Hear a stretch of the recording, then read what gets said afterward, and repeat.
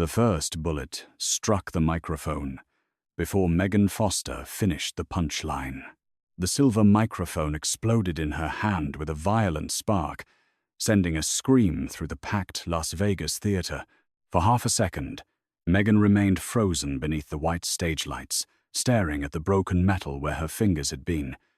Behind her, the enormous velvet curtain rippled as another shot tore through it. Then the audience erupted. More than 2,000 people surged from their seats beneath the gold balconies of the Belladonna Theater. Glass shattered. Women screamed. Men dropped behind chairs. Security guards reached beneath their jackets as muzzle flashes appeared near the eastern exit. Megan stumbled backward. Her heel caught on the microphone cable. She hit the stage hard enough to knock the air from her lungs. The lights above her swung wildly as bullets struck the walls. Smoke rolled across the room, mixing with falling plaster and the sharp smell of gunpowder. Someone shouted her name. Not from backstage. From the last row, Megan lifted her head. A man in a black suit was walking toward the stage, while everyone else was running away from it. He moved with terrifying calm. Tall, broad-shouldered, dark hair swept back from a face that seemed carved from winter stone. He did not duck when the shooting intensified. The men around him did. 4 armed bodyguards formed a moving wall as he advanced through the panicked crowd. Megan recognized him. Not his name, his silhouette. For almost 3 years, he had sat in the back row of every major performance she gave. Always alone at first, always silent, never laughing. She had turned him into a joke because it was easier than admitting he unsettled her. "Ladies and gentlemen," she often said, pointing toward the shadows, "my anonymous Mafia Boss is here again. He never laughs, so I assume he's either planning a murder or waiting for parking validation." The crowd always loved it. The man never reacted. Now he climbed onto the stage, while gunfire echoed through the theater. Megan tried to stand, but a bullet struck the floor inches from her hand. The stranger reached her in 3 strides. He covered her body with his own as another burst of gunfire tore through the curtains. One arm wrapped around her waist. The other cradled the back of her head, pressing her face against his chest. His suit smelled faintly of cedar, rain, and smoke. "Do not move," he said. His voice was low and controlled, almost intimate despite the chaos. Megan's heart slammed against her ribs. "You're the back row psychopath." His hand tightened against her. "Laughter." He lifted her from the floor. Megan gasped as he carried her against his chest, one arm beneath her knees, the other supporting her back. He moved toward the side of the stage while his men fired into the balcony. A chandelier shattered above them. The stranger turned, taking the rain of glass across his shoulders while shielding her beneath his body. Blood appeared along his cheek. Megan stared at it, horrified. "You're hurt. It is not mine." That is not comforting. For the first time, something flickered in his dark eyes. Not amusement. Something deeper, more dangerous. Then another attacker emerged from backstage. The stranger lowered Megan behind a grand piano and drew a black handgun from beneath his jacket. He fired once. The attacker fell. Megan's scream caught in her throat. The man turned back to her as though nothing had happened. His expression remained composed, but his gaze swept over her face, her shoulders, her hands, searching for blood. "Are you injured?" "I don't know." He crouched before her. His fingertips almost touched her cheek. Almost. Then he stopped himself. The hesitation frightened her more than the gun in his hand. A bodyguard appeared through the smoke. "Mr. Moretti, the west corridor is secure." Moretti. The name traveled through Megan like ice water. Everyone in Las Vegas knew the Moretti name. Nicolas Moretti controlled 3 casinos, 2 private security companies, countless luxury properties, and according to rumors whispered by people smart enough never to whisper too loudly, most of the organized crime running between Nevada and California. He was the man prosecutors could never charge, the man rival organizations avoided provoking, the man politicians pretended not to recognize in public. And he had attended every one of her shows. Nicholas slid his weapon back beneath his jacket. Then he lifted her again. Megan stared at him as he carried her through the burning edge of the curtain. "Why do you know my name?" His jaw tightened. "You have used mine on stage 57 times. Her breath caught. "You counted? I remember everything you say." Behind them, another explosion shook the theater. Nicholas did not look back. Black SUVs waited in the alley, engines running beneath the neon glow of the strip. Rain had begun falling, turning the pavement into a mirror of red casino signs and blue emergency lights. Nicholas carried Megan into the largest vehicle. Only after the armored door closed did he release her. She landed on the leather seat, breathless, shaking, and suddenly furious. Outside, his men formed a perimeter, while police sirens approached from every direction. Megan looked at the blood on Nicholas's collar. "You killed someone. He intended to kill you. That doesn't make this normal." "No." His voice held no apology. Megan stared at him across the dim interior. He was even more intimidating at close range. There was a faint scar beside his left eyebrow, and another disappearing beneath his collar. His eyes were nearly black, their stillness more threatening than anger. "You're Nicolas Moretti." "Yes." "The Nicolas Moretti? There is only one." She let out a breath that sounded dangerously close to laughter. Nicholas' gaze sharpened. "You are in shock. I'm sitting in an armored car with the most terrifying man in Nevada while my theater burns behind us. I think shock is the healthiest option available." He removed a folded handkerchief from his pocket and leaned toward her. Megan recoiled. His hand stopped instantly. "You are bleeding," he said. She touched her temple and found a thin line of blood from the falling glass. "I can do it." He gave her the handkerchief. Their fingers brushed. The contact lasted less than a second. Yet something passed between them. Something hot and silent and deeply unwelcome. Megan pressed the cloth against her temple. "Why were you there?" Nicholas looked toward the rain-streaked window. "I attend your performances. I noticed. You speak about me frequently. You never laugh." It became a challenge. "I do not enjoy comedy." She frowned. "You came to every show even though you hate comedy?" His eyes returned to hers. "I did not say I hated your performances." "Then what do you enjoy?" For the first time since the shooting began, Nicholas looked uncertain. It was a small fracture in his control, but Megan saw it. He answered quietly, "The moment after." "After what?" "After the show ends." She waited. He seemed to regret speaking, but continued anyway. "You leave the stage. You thank the staff. You make sure the youngest performer has a ride home.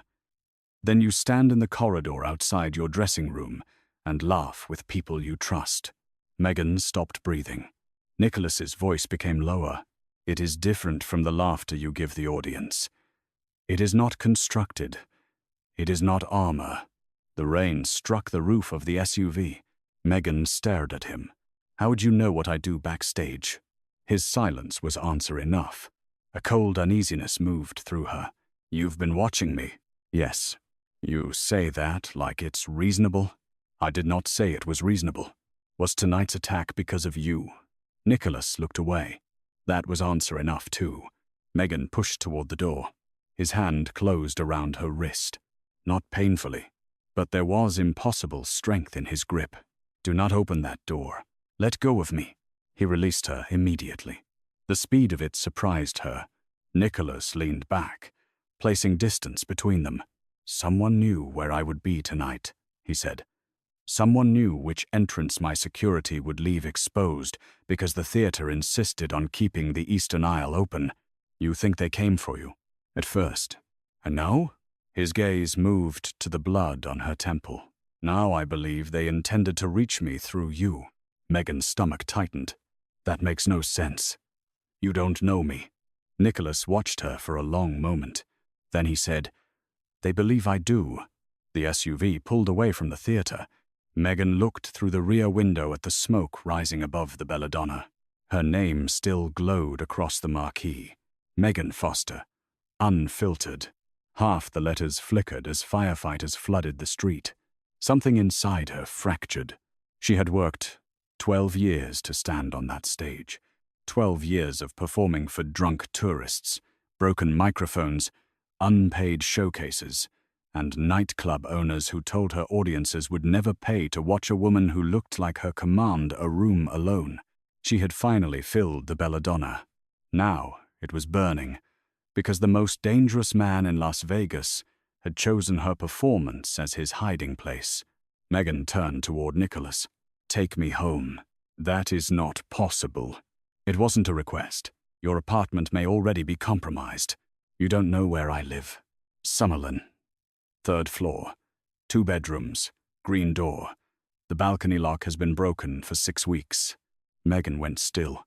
Nicholas seemed to realize too late that he had said too much. Her voice dropped.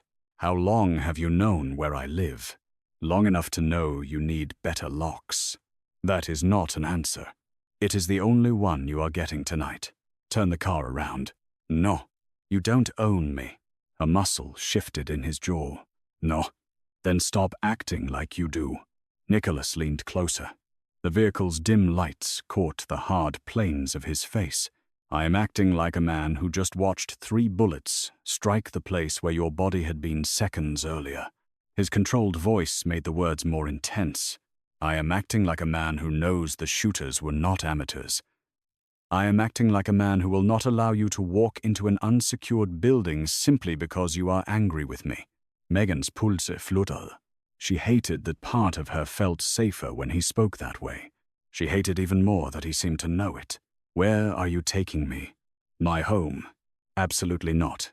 It is fortified. So is a prison. The food is better." Despite herself, Megan almost smiled. Nicholas saw it. His entire expression changed. Not softened. Stopped. As though the smallest curve of her mouth had reached inside him and closed a fist around something vital. The look vanished almost immediately, but Megan had seen it. She remembered his confession. The moment after the show, the real laugh. She faced the window, suddenly more unsettled by his attention than by the armed men following them through the rain. Nicolas Moretti's home was not a home. It was a black glass fortress built into the desert outside Las Vegas, surrounded by stone walls, security towers, and enough armed men to invade a small country. The driveway curved through rows of cypress trees illuminated from below. Beyond them, the city glittered in the distance, like spilled diamonds. Megan stepped from the SUV wearing Nicholas's suit jacket over her stage dress. He had placed it around her shoulders without asking when he noticed her shivering. The jacket was warm and much too large.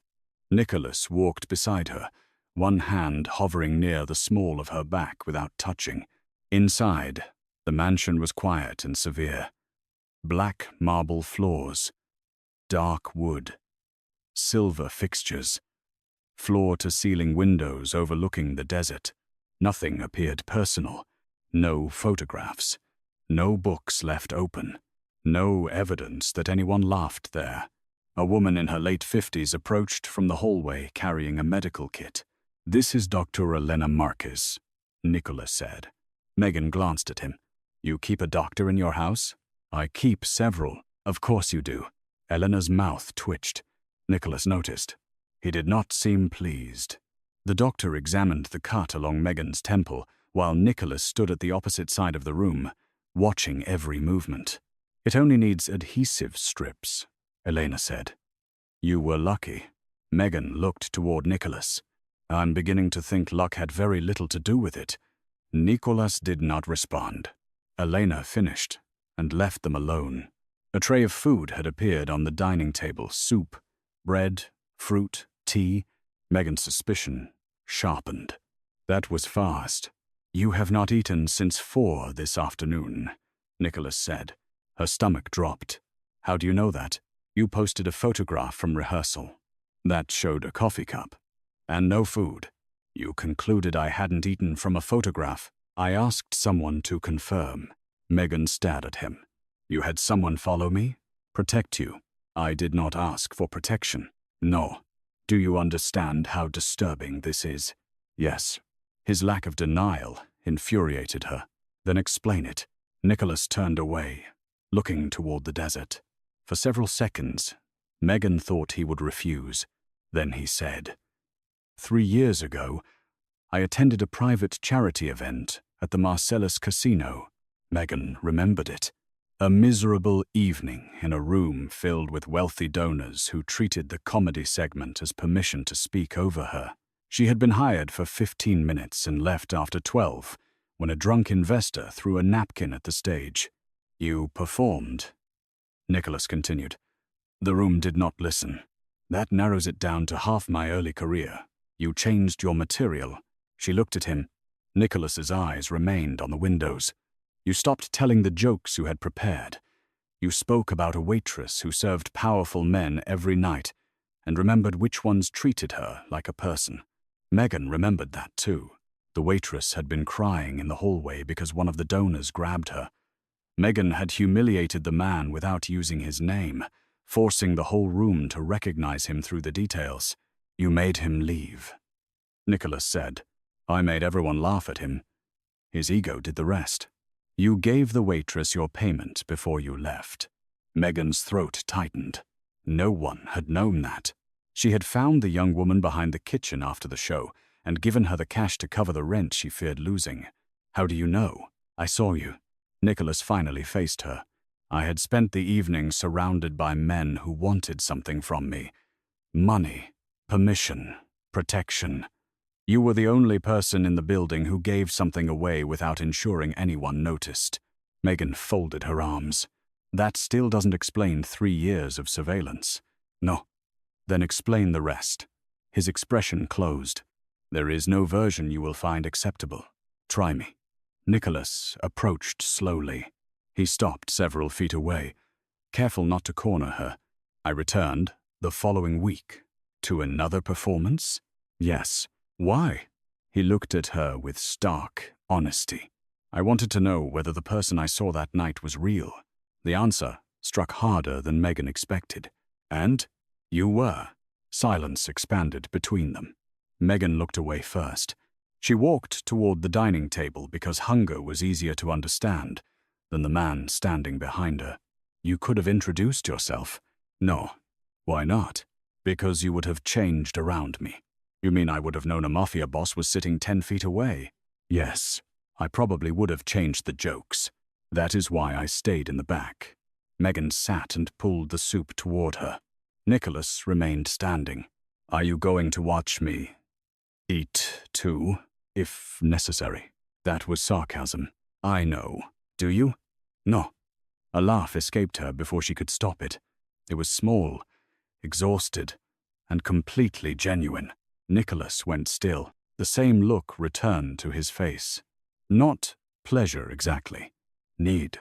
Megan's laughter died. His gaze lowered to her mouth. Then he turned away. So abruptly, it felt like retreat. That night, Megan slept in a guest suite larger than her entire apartment. Or tried to. Every time she closed her eyes, she saw muzzle flashes. She heard the microphone breaking in her hand.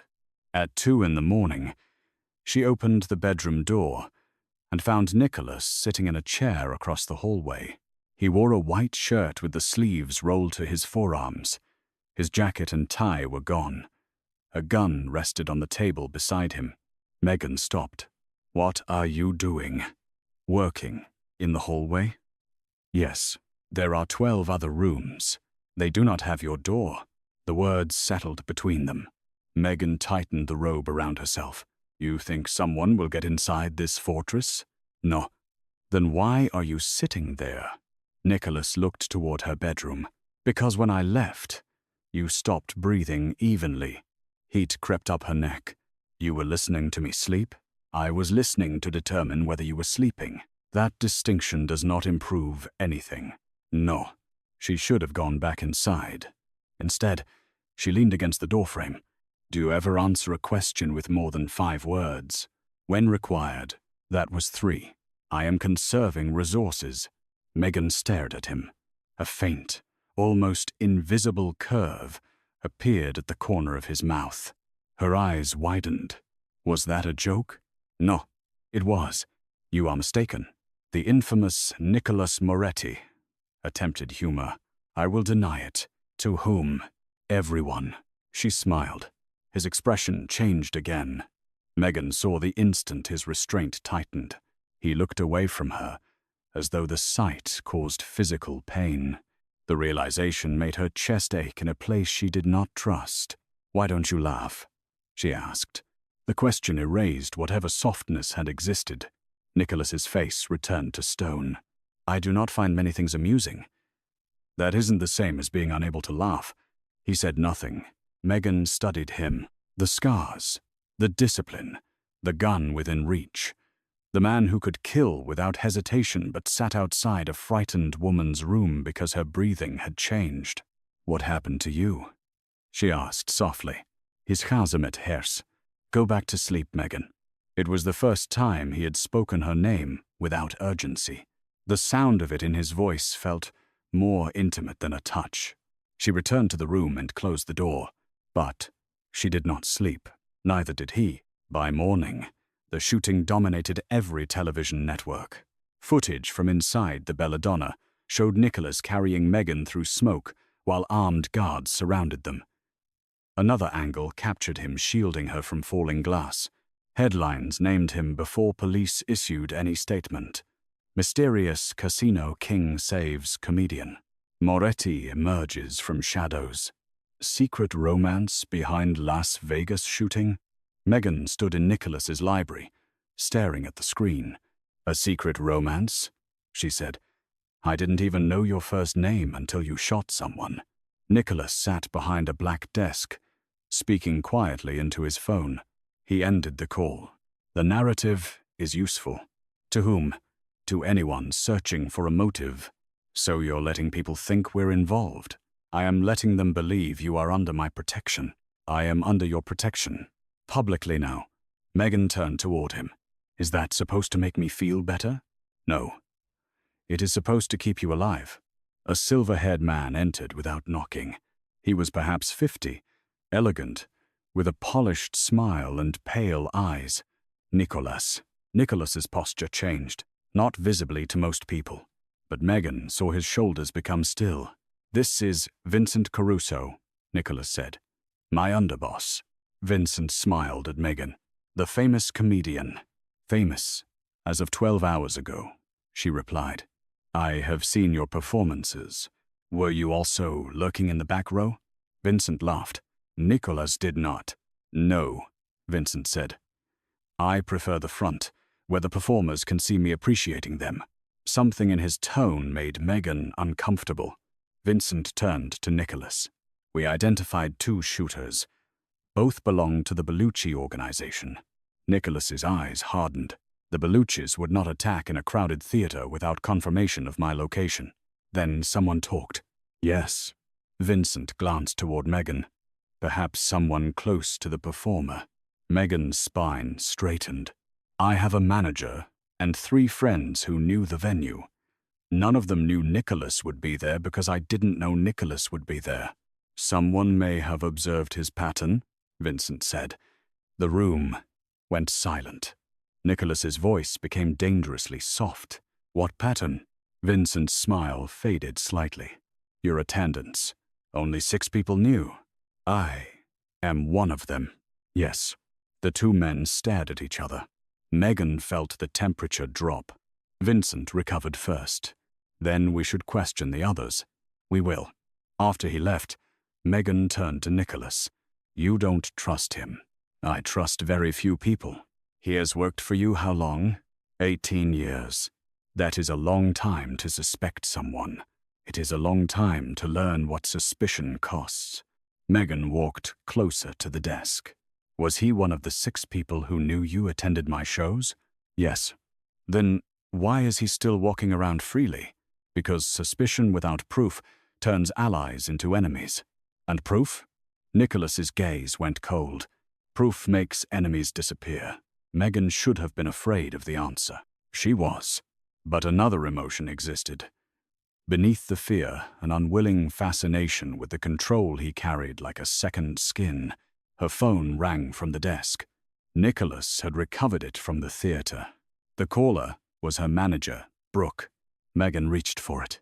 Nicholas caught her hand before she touched the screen. She looked down at his fingers around hers. He released her at once. "The call may be monitored," he said. "Brooke is probably terrified. She was questioned by police at 6 this morning. She is currently at your apartment with 2 federal agents." Megan stared at him. "You know where my manager is. I know where everyone connected to you is. That is deeply unhealthy." "Yes." She answered the call on speaker. Brooke's voice came through in a rush. "Megan? Thank God. Are you safe?" "I'm okay. Where are you?" Megan looked at Nicholas. His face gave her nothing. With the man from the theater, a pause followed. The terrifying one. Nicholas raised an eyebrow. "The very terrifying one," Megan said. Brooke lowered her voice. "The police want you to come in.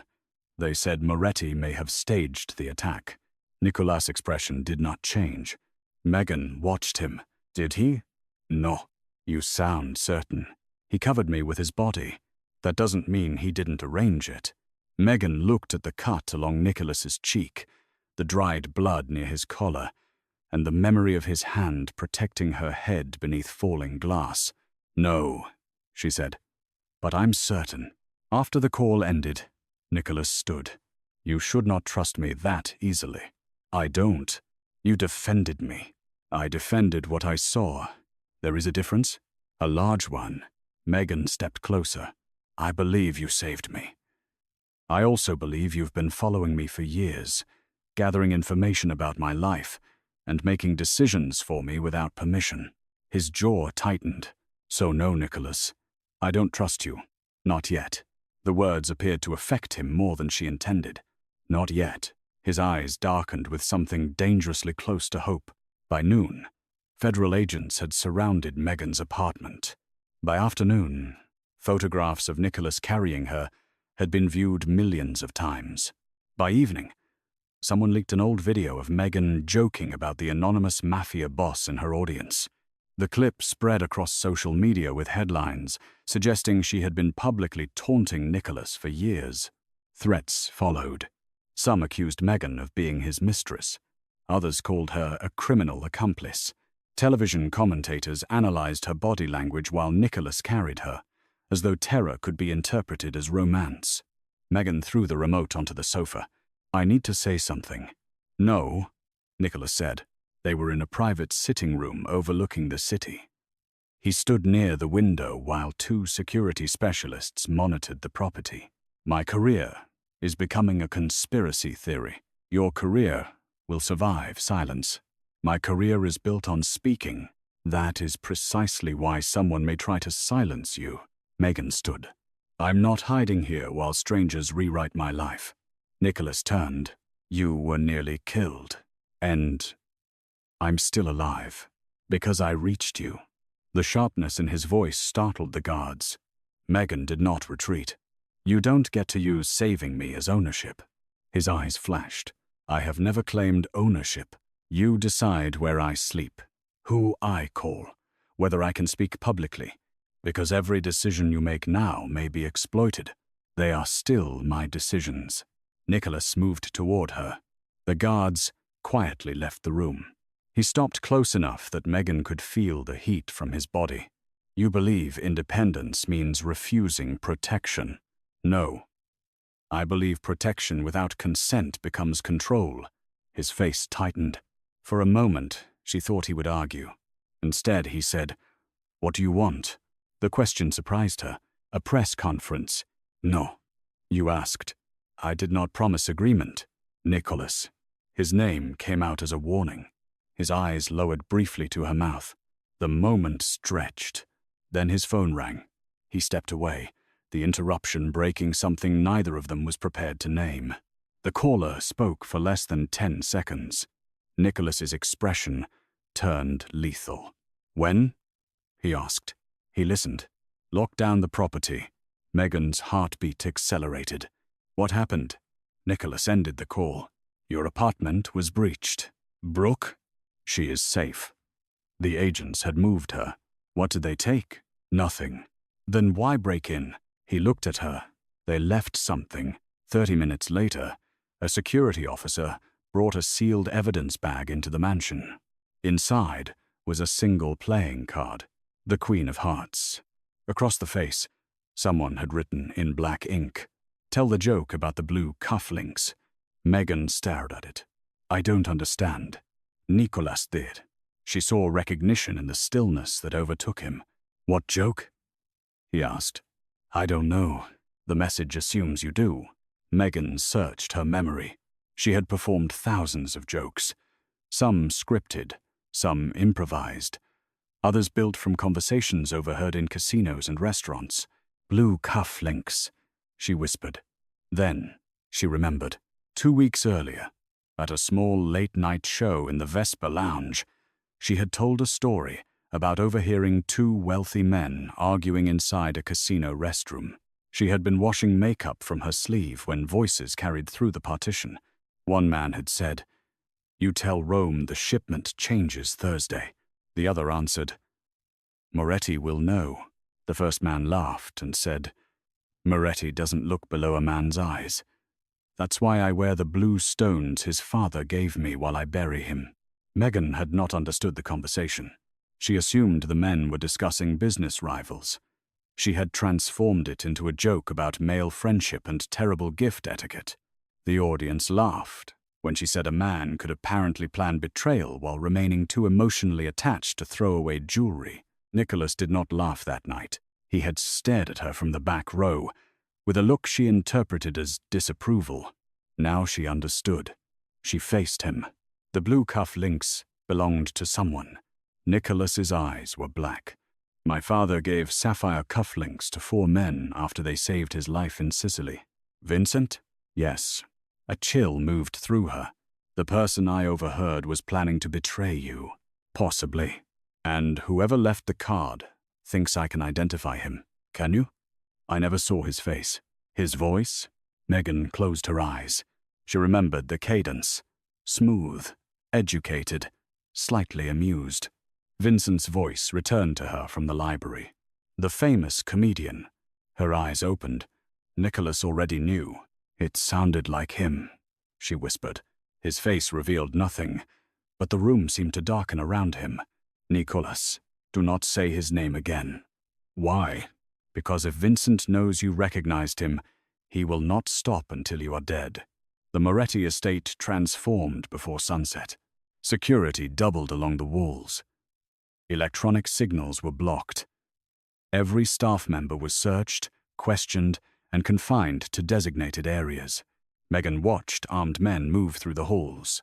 Her joke had exposed a traitor inside a criminal organization. The absurdity would have been funny in another life. In this one, a man had been killed 10 feet from her. Nicholas disappeared into a secure office with his captains. Hours passed. Megan found herself alone in the mansion's kitchen, unable to sit still. She opened cabinets and discovered they contained imported coffee, expensive liquor, and almost no ordinary food. You own half of Las Vegas, but don't have crackers, she muttered. There are crackers in the 3rd cabinet. She turned. Nicholas stood in the doorway. His jacket was gone. A shoulder holster crossed his white shirt. Fatigue shadowed his face, but his posture remained controlled. Megan opened the 3rd cabinet. Crackers. That is unsettling. You say that frequently around me. Because you provide endless material. She took down the box. Nicholas watched her hands. Vincent is missing. Her humor disappeared. Since when? 2 hours. Does that prove he's guilty? It proves he is afraid of what you heard. Megan placed the crackers on the counter. What happens when you find him? Nicholas did not answer. She stepped toward him. What happens? You know. I want to hear you say it. His eyes held hers. I will determine how deeply the betrayal reaches. And then I will end it by killing him, if necessary. Megan folded her arms to hide the tremor in her hands. You say that like signing a document. It is often simpler. That doesn't make it right. No. She frowned. You're not even going to defend yourself. I have no interest in lying to you. Do you think honesty makes violence acceptable? No.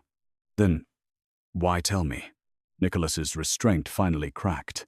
Because you continue looking at me, as though there is a version of this world in which I can remain the man who protects you, without being the man capable of killing those who threaten you. His voice stayed low, but emotion burned beneath it.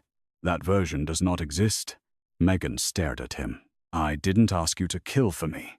No, you keep saying that, because it changes nothing. He came closer. I watched you fall on that stage. I saw the bullet strike where your heart had been. In that moment, every law I had imposed on myself disappeared. His gaze moved over her face. If the entire city had stood between me and you, I would have burned through it. The air left Megan's lungs. Nicholas looked almost angry at the confession. With me, protection is not gentle, he said. It is not clean. You should understand that before you decide whether to trust me. Megan's pulsehemmel. She feared him. She believed him. And beneath both emotions lived an attraction so intense it felt like standing too close to fire. You don't know me well enough to feel this way. I know you hate lavender tea, but drink it when your throat hurts. I know you call your mother every Sunday, even though she criticizes your career. I know you leave $20 tips when you order $6 breakfasts. I know you rewrite jokes when they humiliate the wrong person. That's surveillance, Nicholas. Not intimacy. Pain flashed across his face before disappearing. Megan immediately regretted the words, but they were true. He stepped back. Yes, the distance he created felt colder than it should have. You are correct. He turned to leave. Megan caught his sleeve. Nicholas stopped. Her fingers rested against his forearm. The muscles beneath the fabric became rigid. I didn't say none of it mattered. Slowly, he looked down at her hand. Then, at her face. Megan swallowed. I said you cannot know someone only from the shadows. His voice was almost a whisper. What are you asking? Stop hiding in the back row. For one suspended moment, he did not move. Then his hand rose toward her cheek. He stopped before touching her. The hesitation had become familiar now. A ritual of restraint. Megan leaned the final inch and pressed her cheek into his palm. Nicholas inhaled sharply. His hand was warm and rough. He held her as though she was something both precious and dangerous. Their eyes remained locked. He bent toward her. The mansion's alarms began screaming. The windows darkened automatically as steel shutters descended. Nicholas pulled Megan against him and drew his weapon. Gunfire erupted outside. His men shouted through the corridors. Safe room, Nicholas ordered. I'm not leaving you. That was not a request. You don't get to. An explosion shook the West Wing. Nicholas seized her waist and pulled her behind the marble island as bullets tore through the kitchen doors. He fired twice. A man fell into the room. Another appeared behind him. Megan grabbed a cast-iron pan from beneath the counter and swung it with both hands. The attacker staggered. Nicholas shot him in the shoulder, then stared at Megan. What? She tightened her grip on the pan. I improvise under pressure. Despite the danger, something close to astonishment crossed his face. Then, a security guard rushed in. The east gate is compromised. Caruso's men are inside. Nicholas's expression turned deadly. He took Megan's hand and pulled her through a concealed door behind the wine cabinets. They entered a narrow concrete passage lit by emergency lights. Where does this go? Megan asked. Underground garage. You have secret tunnels? I am a deeply suspicious man. I had noticed. The passage opened into a vast underground garage filled with armored vehicles. But Vincent was already there. He stood beside a black sedan, with 6 armed men surrounding him. His elegant suit was immaculate. Sapphire cufflinks gleamed beneath the fluorescent lights. Megan's stomach dropped. Vincent smiled. There she is. Nicholas moved in front of Megan. Every part of him became still. Leave her out of this. Vincent laughed softly.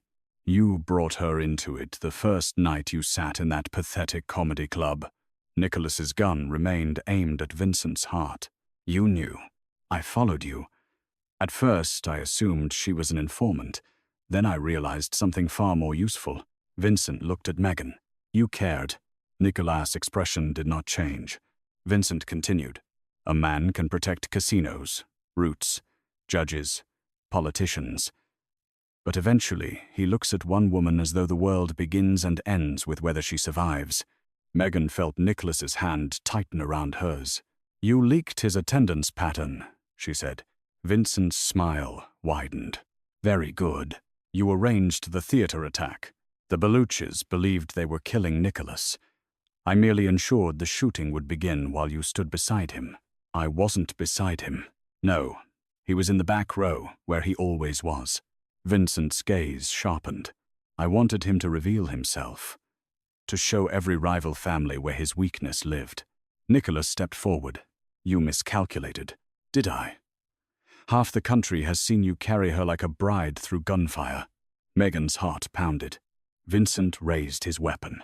Nicholas shifted instantly, placing his body fully between them. The gesture was automatic, possessive, terrifying. Vincent saw it and smiled. There. That. A shot rang out. Nicolas, Yakel. For one horrifying second, Megan did not understand. Then blood spread across his side. No. Nicholas fired back. The garage erupted into chaos. His security team entered from the passage behind them. Bullets struck vehicles, concrete, steel beams. Nicholas pushed Megan behind an armored SUV. He dropped to one knee. Blood darkened his shirt. Megan pressed both hands against the wound. You're hit. Stay down. You are bleeding. I am aware.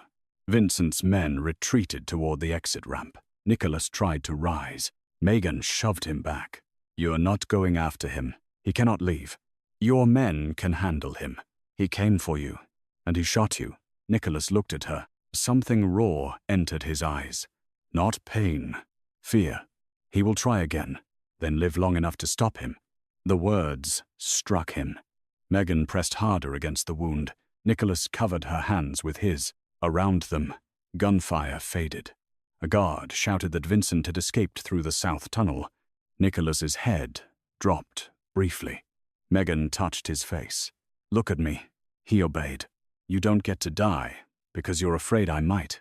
His breathing became shallow. Megan. No. You have spent 3 years watching me from the shadows. You owe me at least 3 years where I get to yell at you directly. A faint sound left him. Not a laugh, but close. His eyes closed. Nicholas. His body sagged against her. The blood on her hands looked almost black beneath the garage lights. Megan screamed for help.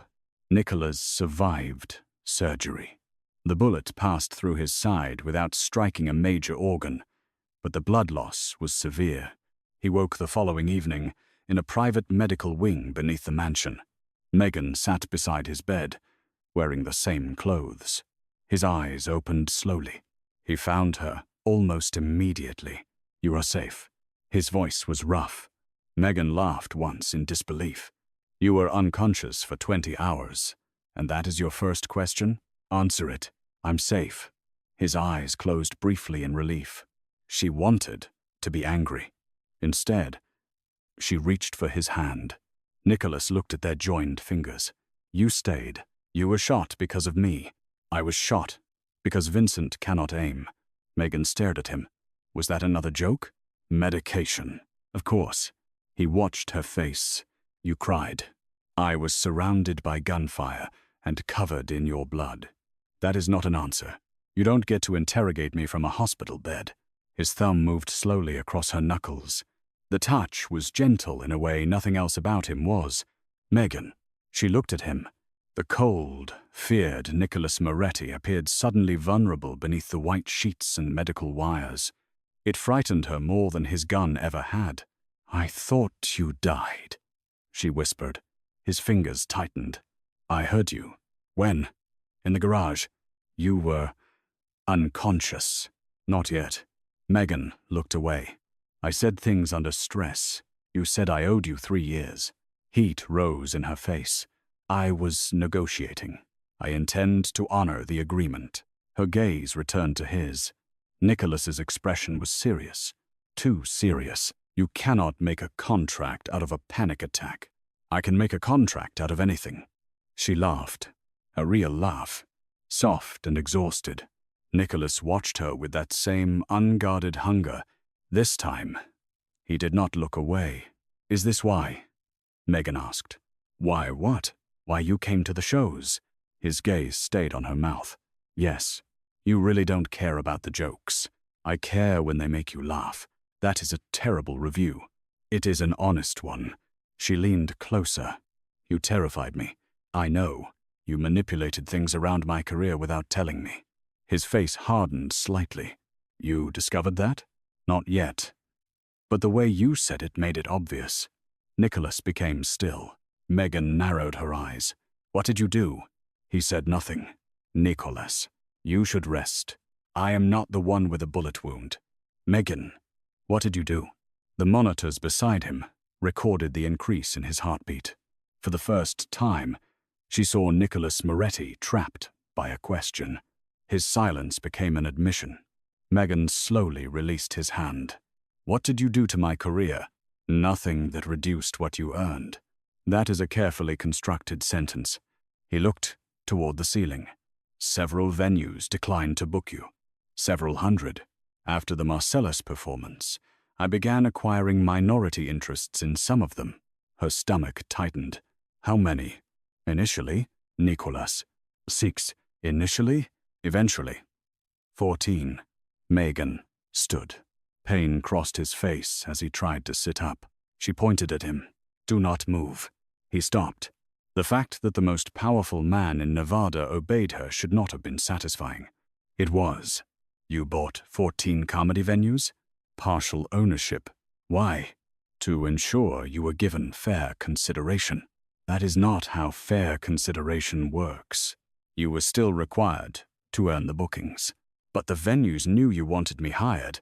They knew an investor had expressed interest in your work. You secretly funded stages that rejected me. Yes. Megan turned away, overwhelmed. For years, she had believed her career finally changed because the industry began seeing her talent. Now she wondered how much of it had been Nicholas moving invisible pieces. Behind her, his voice became quieter. You earned every audience. How can I know that? Because I watched them. That is not enough. It is to me. She faced him. This is my life. I know. No. You studied my life. You protected my life. You manipulated my life. But you never stood inside it. Nicholas absorbed the words without defending himself. Megan's anger weakened when she saw the truth in his expression. He had believed he was helping. That did not make it right. I was rejected because club owners said people would not pay to see a woman like me headline, she said. I needed to prove them wrong myself. You did. You interfered. I opened doors that I may have opened eventually. Yes. Then why? Something changed in Nicholas's face. His voice dropped. Because I saw you leave an audition smiling at everyone until you reached the parking garage. Megan stopped. She remembered that day. A producer had told her she was talented but visually wrong for the campaign. She had joked with the receptionist, thanked the staff, walked outside and cried beside her car. Nicholas continued. You sat behind the steering wheel for 43 minutes. Then you wiped your face, called another venue, and asked for 5 minutes on stage. His control frayed. I knew you would continue. I knew you did not need rescue. But I also knew men with less courage than you were deciding whether you deserved a room. His eyes burned into hers. I could not tolerate it. Megan's throat tightened. So you bought the rooms. Yes. That is insane. Yes. Controlling. Yes. Arrogant. Yes. And painfully, offensively romantic. Nicolas went silent. Megan pressed her fingers to her forehead. I don't know what to do with you. Most people avoid me. I'm considering it. You will require protection. That is not flirting. I am injured. My range is limited. She looked at him despite herself. His expression remained grave, but the smallest trace of humor lived beneath it. Megan's anger cracked. She sat again. I need time. You have it. And no more secret investments. Yes. No following me without permission. His jaw tightened. Nicolas, I will reduce the surveillance. That is not what I said. I heard what you said. Then, agree. He looked genuinely pained. Finally, he said, I will not personally follow you without permission. That is suspiciously specific. It is my best offer while Vincent remains alive. Megan shook her head. You are impossible. His fingers reached toward hers but stopped on the sheet. You stayed anyway. The vulnerability in the words disarmed her. She placed her hand over his. For tonight. His eyes closed, but his grip remained around her fingers as he fell asleep. 3 days later, Vincent sent a video. Brooke was tied to a chair inside the abandoned Royal Meridian Casino, a property closed after a fire 10 years earlier. Vincent stood behind her. Bring Megan to the main showroom at midnight, he said. Come with no more than 2 men, Nicolas, or her friend dies. The video ended. Megan stared at the black screen. Nicolas stood beside her, pale but upright, despite Elena's orders. His wound was bandaged beneath a charcoal suit. No, he said.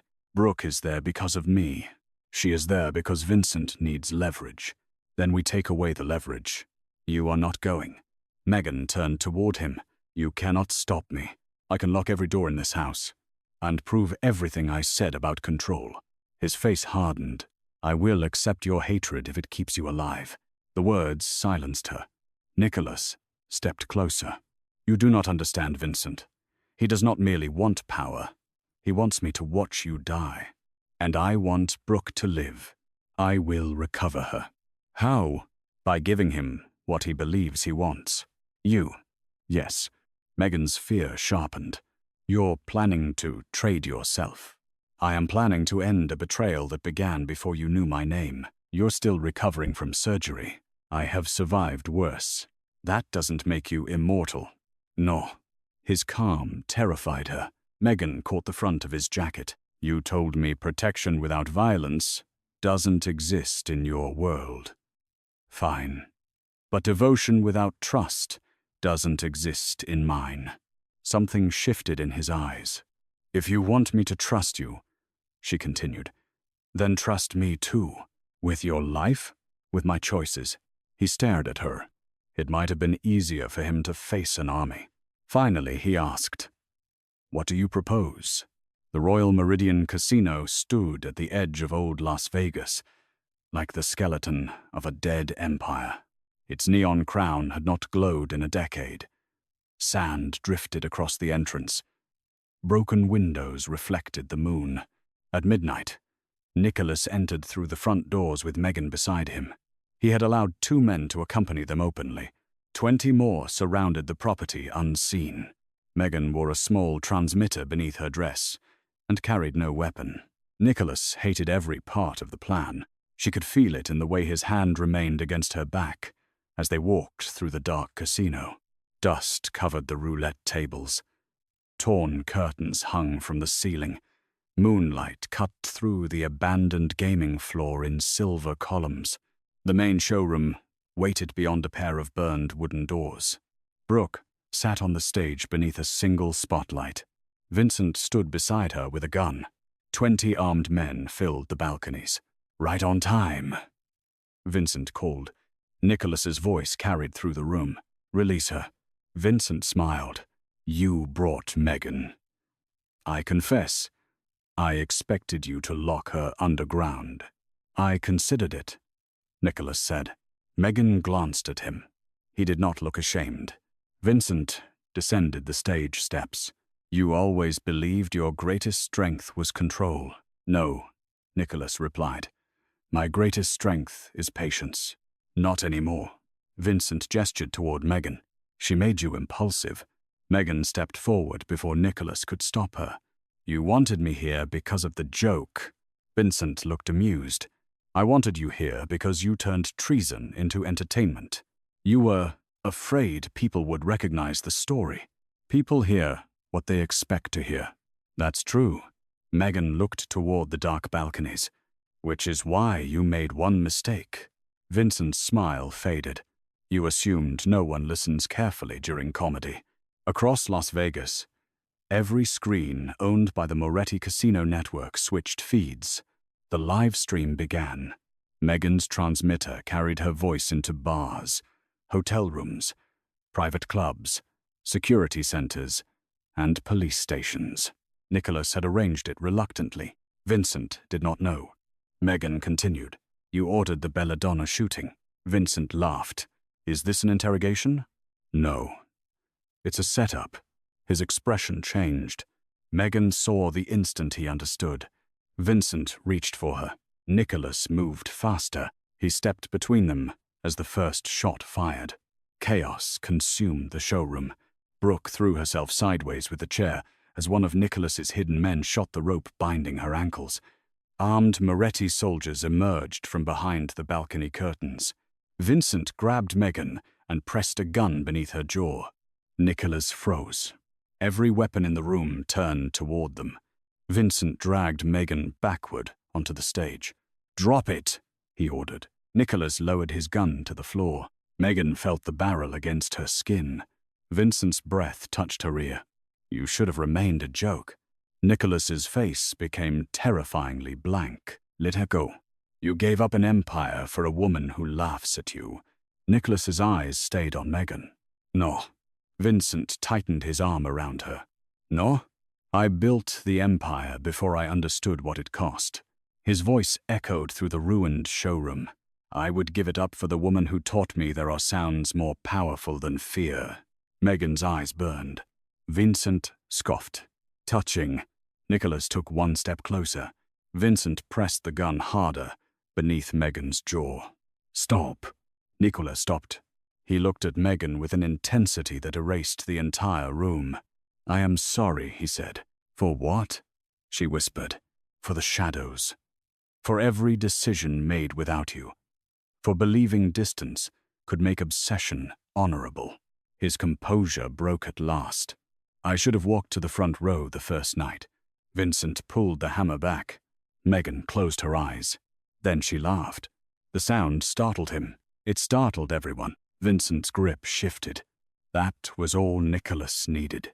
He drew a second weapon from beneath his jacket and fired. The bullet struck Vincent's shoulder. Megan dropped. Nicolas crossed the stage as gunfire exploded around them. Vincent fired blindly. The bullet struck Nicolas near the collarbone, spinning him sideways. Megan screamed. Nicolas remained standing. He shot Vincent once in the chest. Vincent staggered against the burning edge of the old curtain. His face filled with disbelief. You chose her, he gasped. Nicolas lowered the weapon. Yes. Vincent fell. The remaining gunfire faded as Moretti's men secured the showroom. Megan crawled toward Nicolas. He dropped to one knee. Blood ran down his shirt. Not again, she breathed. His hand reached for her face. This time, he did not stop before touching her. His palm settled against her cheek. You laughed. You looked too serious. His mouth moved. A sound emerged. Low. Rough. Almost disbelieving. Nicolas Moretti laughed. Only once. But Megan heard it. His forehead rested against hers. As police sirens rose beyond the casino walls. You finally laughed at one of my jokes, she whispered. No. His thumb moved across her cheek. I laughed because you survived it. 6 months later, Megan returned to the Belladonna Theater. The building had been restored, though she insisted the bullet hole in the stage floor remained beneath a small brass plate. The inscription read, Missed me. The reopening performance sold out in 11 minutes. More than 2,000 people filled the theater. Megan stood backstage, wearing a deep green dress that hugged every curve without apology. She had rejected 3 stylists who suggested disguising her shape and hired the 4th who understood that she had no desire to disappear. Brooke adjusted the microphone at Megan's collar. You're sure about tonight? No. Excellent. Confidence is overrated. Megan smiled. After the Royal Meridian livestream exposed Vincent's confession, federal investigators dismantled the Bellucci operation and arrested several corrupt officials connected to the theater attack. Nicholas avoided prosecution for the final shooting after evidence proved Vincent had held Megan at gunpoint. That did not make Nicholas innocent. Neither of them pretended it did. He began separating his legitimate businesses from the criminal organization his family had built. It was slow, dangerous work. Several allies abandoned him. Others tried to challenge him. None succeeded. Megan refused his offer to buy her a theater. Instead, she created her own production company with money from her tour and a transparent business loan from one of Nicholas's legitimate banks. The interest rate was aggressively normal. She checked twice. A stage manager signaled that the show would begin in 1 minute. Megan peeked through the curtain. Nicholas was not in the back row. Her heart sank before she could stop it. Then the house lights dimmed. A man in a black suit walked down the center aisle.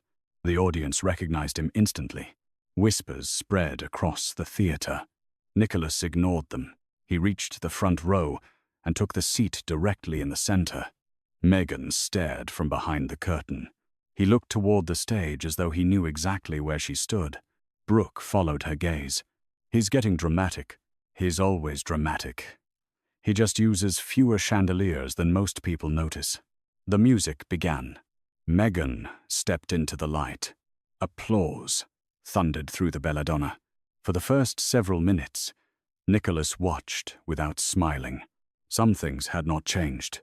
Megan told stories about recovery, headlines, armored vehicles, and the difficulty of dating a man whose idea of emotional communication involved improving the security around her apartment. The audience laughed. Nicholas remained solemn. Finally, Megan looked directly at him. There he is, everyone. My anonymous Mafia Boss. The crowd erupted. Nicolas Moretti held hers. Megan smiled. He used to sit in the back because he thought loving someone from a distance was less frightening than giving them the chance to walk away. The room quieted. Nicholas did not move. But eventually, she continued, even a terrifying man has to learn that protection isn't the same as partnership. She glanced toward the brass plate covering the bullet hole. And sometimes a woman has to learn that the person standing between her and the gunfire may be more afraid than she is. The theater became completely silent. Megan's voice softened. The truth is, Nicolas Moretti never came to hear me make strangers laugh. His expression changed. He came because after every show, when the lights went down and no one was watching, I laughed for myself. Megan looked only at him. He thought that sound belonged to the shadows. Nicholas rose from his seat. A murmur moved through the audience. He walked toward the stage. Megan's pulse raced. This had not been planned.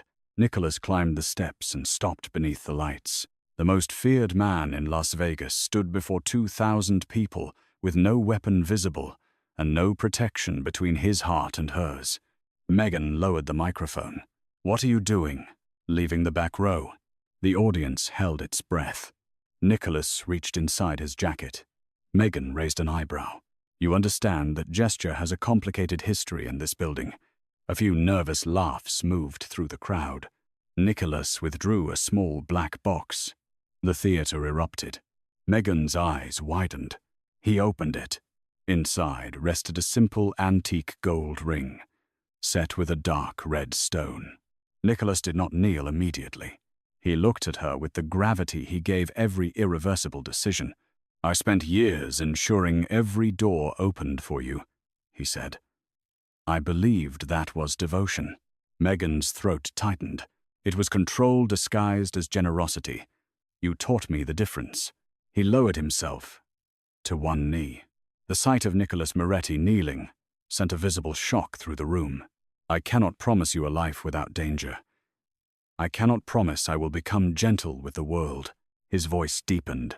But I promise there will be no more shadows between us. No decisions about your life made without your voice. No room I enter where you are treated as anything less than the woman I would cross fire to reach." Megan's eyes filled with tears. Nicholas looked up at her.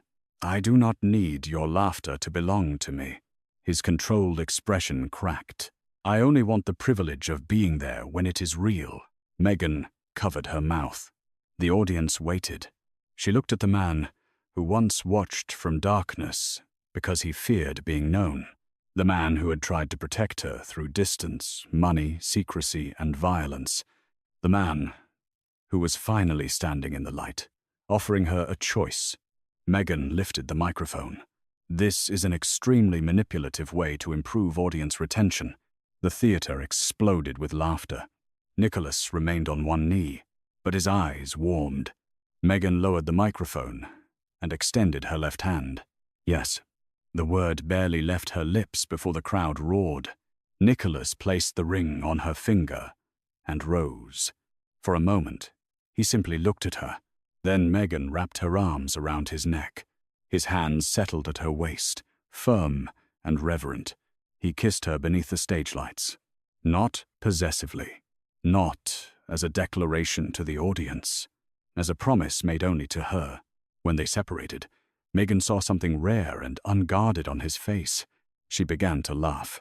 Nicholas closed his eyes, resting his forehead against hers, as though the sound reached a place no weapon, empire, or vow had ever touched. Then he laughed with her. The audience heard it. 2,000 people rose to their feet. But Nicholas did not look at them. He had never needed the crowd. He had only ever waited for the moment after the performance, when Megan Foster stopped making the world laugh and allowed herself to be happy. This time, he did not listen from the shadows. He stood beside her in the light,